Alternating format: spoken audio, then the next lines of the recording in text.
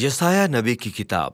پہلی ویڈیو میں ہم نے ابواب 1-39 کی تحقیق کی تھی، جو یروشلم کے لیے یسایہ کا عدالت اور امید کا پیغام تھا۔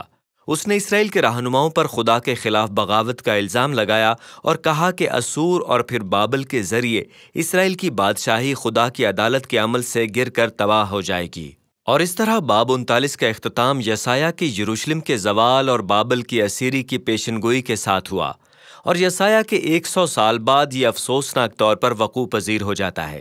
لیکن یسایہ کی زیادہ امید ایک نئے اور پاک یروشلم کے لیے تھی، جہاں خدا کی بادشاہی مستقبل کے مسیح بادشاہ کے ذریعے بحال کی جائے گی اور تمام قومیں امن کے ساتھ اکٹھی ہوں گی۔ اور اس طرح باب 40 اور بعد کے ابواب اس بڑی امید کو دریافت کرتے ہیں۔ پہلا بڑا حصہ ابواب 40-48 اسرائیل کے لیے امید اور تسلی کے اعلان کے ساتھ کھلتا ہے۔ لوگوں کو بتایا جاتا ہے کہ بابل کی جلاوطنی ختم ہو گئی ہے اور اسرائیل کے گناہ کا سدباب کیا گیا ہے۔ ایک نئے دور کا آغاز ہو رہا ہے، لہٰذا ان سب کو اپنے یروشلم کو لوٹ جانا چاہیے، جہاں خدا خود اپنی بادشاہی لائے گا اور ساری قومیں اس کا جلال دیکھیں گی۔ اب آئیے ایک لمحے کے لیے رکیں، کیونکہ یہ افتتاحی اعلان ایک بڑا سوال اٹھاتا ہے، یعنی یہ سب کون کہہ رہا ہے؟ ہم یہاں امید کے الفاظ میں کس کی آواز سن رہے ہیں؟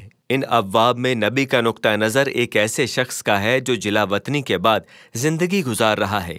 دوسرے الفاظ میں عزرا نہمیہ کے بیان کردہ وقت کے دور میں، لیکن یسایہ اس سے 150 سال پہلے وفات پا گیا۔ تو ہمیں اس کا کیا کرنا ہے؟ ٹھیک ہے، بہت سے لوگوں کا خیال ہے کہ یہ یسایہ ابھی تک اپنے زمانے میں بول رہا ہے، لیکن اسے پیشن گوئی کے طور پر بیان کیا گیا ہے، لہٰذا بولیں تو مستقبل میں 200 سال، اور وہ آنے والی نسلوں سے ایسے بات کر رہا ہے جیسے جلا وطنی گزر چکی ہے۔ تاہم یسایہ کی کتاب خود ہمیں کچھ اشارے دیتی ہے کہ شاید کچھ اور ہو رہا ہے۔ ابواب 8 اور 29 اور 30 میں ہمیں بتایا جاتا ہے کہ اسرائیل کے رہنماؤں نے یسایہ کو مسترد کر دیا تو اس نے اپنے عدالت اور امید کے تمام پیغامات کو لکھا اور مہر لگا دی، اور یہ کہ اس نے یہ آنے والے دنوں کے لیے اپنے شاگردوں کو ایک گواہ کے طور پر پہنچا دیا۔ آخرکار یسایہ یہ انتظار کرتے کرتے مر گیا کہ خدا اپنی باتوں کو پورا کرے گا۔ اب یاد رکھیں، ابواب 1-39 ہمیں یہ دکھانے کے لیے تشکیل دیے گئے تھے کہ یسایہ کی عدالت کی پیشین گوئیاں جلا وطنی میں پوری ہوئیں۔ وہ ایک سچا نبی ہے، اور اس طرح جلا وطنی ختم ہونے کے بعد یسایہ کے شاگرد، جنہوں نے ایک طویل عرصے سے اس کی باتوں کو سنبھال رکھا تھا، تومار کو کھولتے اور اس کی امید کی باتوں کا اطلاق اپنے دور پر کرنا شروع کرتے ہیں۔ چنانچہ اس نظریے سے یسایہ کی کتاب الفاظ کے پہلے مجموعے پر اور اس کے نبوتی شاگردوں کی تحریروں پر بھی مشتمل ہے، جسے خدا یسایہ کے امید کے پیغام کو آنے والی نسلوں تک پہنچانے کے لیے استعمال کرتا ہے۔ آپ جو بھی نقطہ نظر رکھتے ہیں، ہر کوئی متفق ہے کہ یہ ابواب اعلان کر رہے ہیں کہ مستقبل کی امید آ گئی ہے، کہ خدا یسایہ کے نبوتی وعدوں کو پورا کر رہا ہے، اور اس طرح نبی کو امید ہے کہ اسرائیل خدا کا خادم بن کر جواب دے گا۔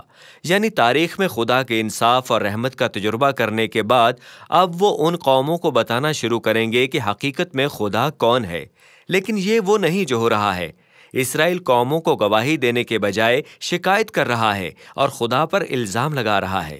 ان کا کہنا ہے کہ خداوند ہماری مصیبت پر دھیان نہیں دیتا، در حقیقت وہ ہمارے مقصد کو نظر انداز کر رہا ہے۔ سمجھ میں آتا ہے کہ بابل کی جلا وطنی اسرائیلیوں کے اپنے خدا پر اعتماد کھونے کی وجہ سے ہوئی تھی۔ میرا مطلب ہے شاید وہ اتنا زوراور نہیں ہے، شاید بابل کے دیوتا ہمارے خدا سے زیادہ بڑے ہیں، اور اس لیے یہ پورے 41 تا 47 ابواب ایک آزمائش کے منظر کے طور پر تشکیل دیے گئے ہیں۔ خدا درج ذیل دلائل کے ساتھ ان شکوک اور الزامات کا جواب دے رہا ہے۔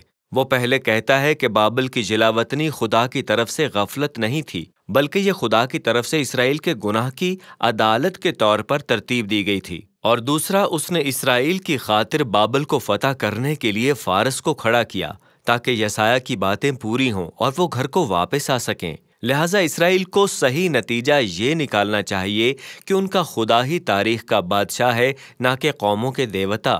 بابل کے زوال اور فارس کے بادشاہ خورس کے عروج میں اسرائیل کو خدا کا ہاتھ کام کرتے ہوئے دیکھنا چاہیے، اور اس طرح اس کا خادم بن جانا چاہیے اور لوگوں کو بتانا چاہیے کہ وہ کون ہے۔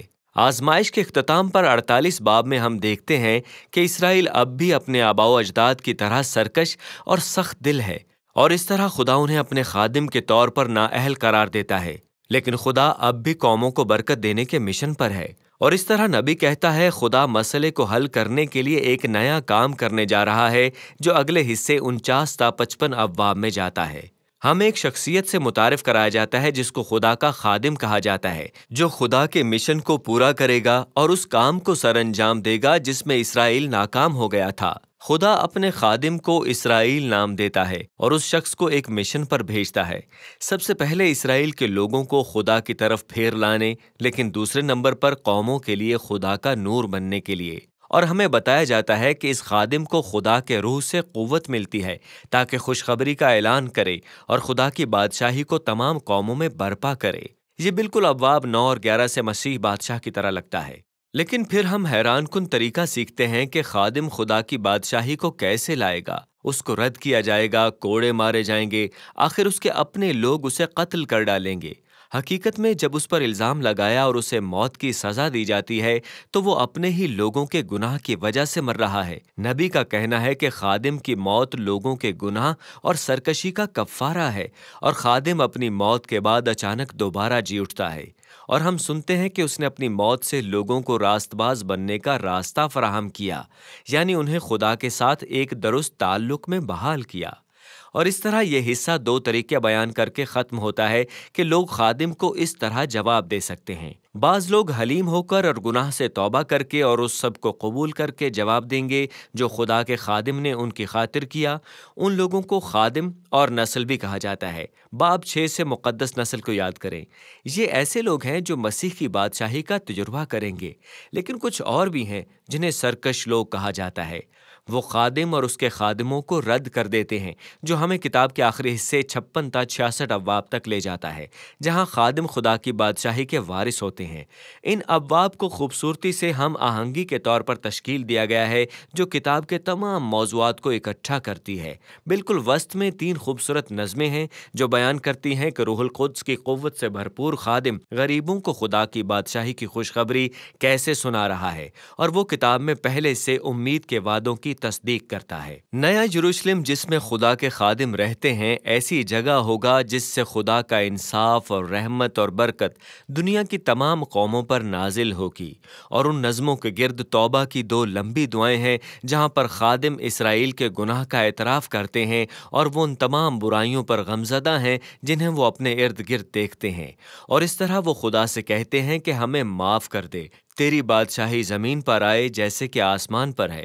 اب ان دعاؤں کے ہر طرف مزید نظموں کے مجموعے ہیں جو خادموں کی حتمی منزل کا شریروں کی حتمی منزل سے مقابلہ کرتے ہیں جنہوں نے ان کو ستایا تھا۔ خدا فرماتا ہے کہ وہ ان سب کی عدالت کرے گا جو اس کی اچھی دنیا کو اپنی بدکاری اور خود غرضی اور بت پرستی سے آلودہ کرتے ہیں، اور یہ کہ وہ ان کو اپنے شہر سے ہمیشہ کے لیے نکال دے گا۔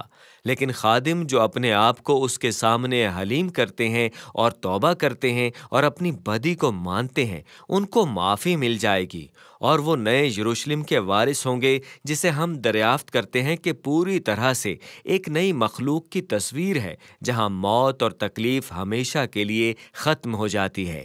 اور یہ ہمیں کتاب کے بالکل بیرونی خاکے پر لے آتا ہے۔